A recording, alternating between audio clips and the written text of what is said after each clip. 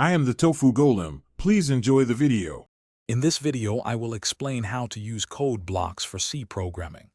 Code blocks are fundamental for organizing your C code effectively.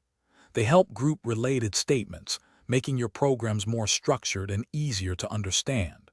We'll cover their basic syntax, how they define variable scope, and their role in control flow statements. By the end, you'll have a clear grasp of using them in your C projects. Understanding variable scope is crucial when working with code blocks. Any variable declared inside a code block is local to that block, meaning it can only be accessed within its curly braces. This helps prevent naming conflicts and keeps your data encapsulated. When the program enters a block, memory is allocated for these local variables, and it's automatically freed once the program exits that block, ensuring efficient memory management. Code blocks are essential for control flow statements like if, else, for, and while loops.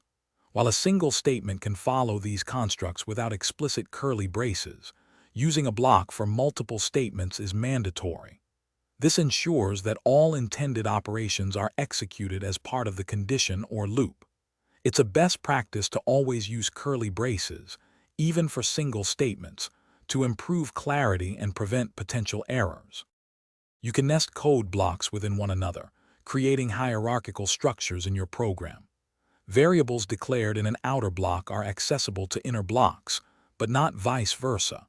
While nesting is powerful, it's wise to avoid overly deep nesting, perhaps more than 3 or 4 levels, to maintain readability. Always use consistent indentation, typically 2 or 4 spaces, to visually represent the block structure and make your code easy to follow. Thanks for watching. Consider subscribing if we helped you today.